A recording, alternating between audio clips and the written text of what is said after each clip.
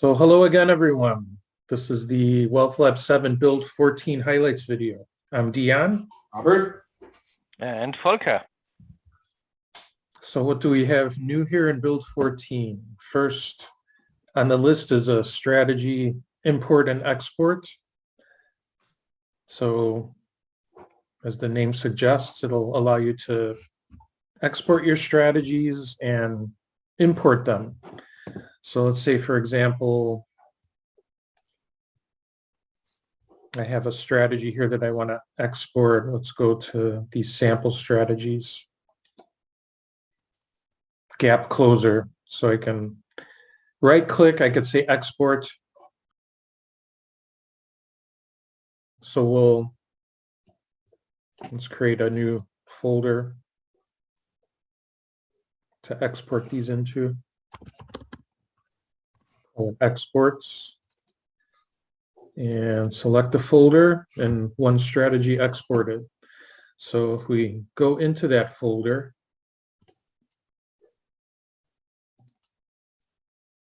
we can see here's the strategy gap closer.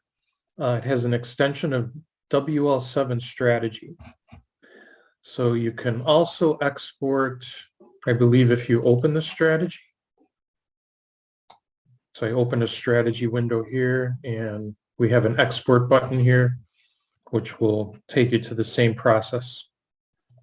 Right. So the process, you don't actually have to name the export, the file, right? You just select the folder, and it gives it the strategy's name. And yeah, it gives it the strategy name. You can also, let's see here. If I go to my strategies, I think you can even export the whole folder. If I right click on the folder. Right, strategy or folder of strategies, yeah. Select the export folder. It's now going through each of those, opening them behind the scenes and exporting them. So if I go back to that folder, here they all are exported. Right, so it doesn't actually create like a folder, it just exports all the strategies from the folder. Right. Okay. So what is it good for? Just to be like to have a backup, or? No, it's good to share the strategies with someone else. So now if you email these to somebody, they can then go ahead and say, all right, now I'm going to create a new folder here in my strategies view, and I'll call this imported. So now I have this imported. I can now go into my file manager and just drag all of these into the imported.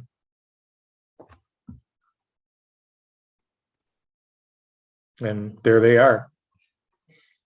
So it's a way to easily share strategies between people. And support. So actually, it's not just the strategy code, it's actually the strategy settings also. And well, the strategy settings, what else would it be?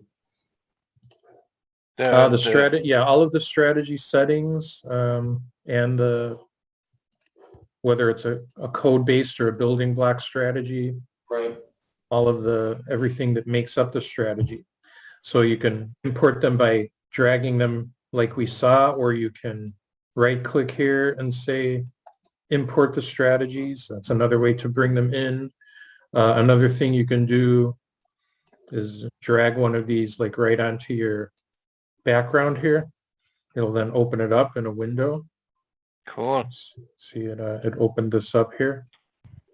So yeah, that's the import export of strategy. So the difference, hold on, the difference in the last one though is it actually just opens that window. It doesn't name it or anything, and it doesn't save it, right? Right. Yeah. Okay, so I think that's a wrap for the import export, right? Yep. Yeah. All right. So the next feature we have in the list is this new method, SetPaneDrawingOptions. So if we go to our quick graph here, I think we can search for that. SetPaneDrawingOptions, here it is. We can open the example code by clicking that button, then it'll start running the example code. So here's what we're left with. So we're left with a chart with a RSI pane, which is actually quite larger than a usual indicator pane. And it's on the top, which is also unusual. So let's take a look at the code here and see what it did. So we've got SetPaneDrawingOptions. We could see here that it has 3 parameters, a pane tag, a height, and a sort value. So this method lets you control the size and location of the chart panes. So what I'm doing here is creating an RSI and plotting it. And then I am grabbing the pane tag of that RSI by using this pane tag property, storing it in a string. And then I'm finally calling the SetPaneDrawingOptions with the RSI tag. And I'm giving it a size of 100 and a sort of 1. So the sort of 1 will make it go to the top. And the size of 100 will basically make it about as large as the price pane. So the price pane has a 100 size by default, and the volume and the indicator panes have a size of 33. And the second call that I'm making here in SetPaneDrawingOptions, I'm setting the volume pane to a size of 30, so making it a little bit smaller. So that's why in the chart we see the RSI pane about the same size as the price pane, and the volume pane is even smaller. So this gives you the ability to control where the panes are and how big they are in your strategy code. Basically, as far as the order, though, it's the smallest numbers are at the top, right? So right. Mm-hmm. You can give it any number, but I mean, if we wanted to put the volume on the top, we can make it like a negative and then compile it and run it. And now the volume is on the top. Okay. All right. And next we have SetChartDrawingOptions. So this also lets you control in a way, you know, the way the chart is drawing things. So let's find this one in the quick ref here. SetChartDrawingOptions. And let's open this example code. Okay, so this one just ran, and what do we see here? We see kind of a grayish chart with a couple of indicators and no pane separator lines like we usually have. So let's take a look at the code here, see what it's doing. So we're creating and plotting an RSI and a CMO indicator. Then I'm creating an instance of this class. It's like just a class that contains a lot of properties that control different aspects of the chart. And all of these things are documented here in the SetChartDrawingOptions quick ref. So this class here, chart display settings, has like a bunch of properties all outlined here. So you create an instance of this, and then you set the properties that you want to change. So I'm showing volume is equal to false, indicating I want to hide the volume pane. And so, yeah, there's no volume pane here. I actually didn't notice that before. And pane separator width is 0. So that's effectively hiding the pane separator widths. And then I'm setting the default colors of the up and the down bar to be like a gray and a silver.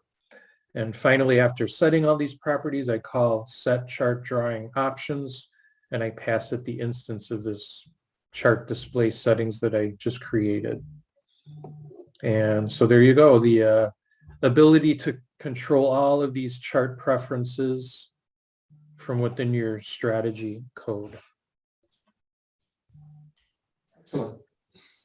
Another user requested feature? Yes, this was a user submitted feature request on our forum. Excellent. There's a couple of other, more minor updates in this build. You can use this ExecutionDataSetName to get the name of the data set that the strategy is currently running on. There's also this new SetTextDrawingFont, which lets you change the font used in drawing things with your strategy, drawing text. So that SetTextDrawingFont, is that, can I also change that in the preference, or is that only in the code? Only in the code for now. Okay.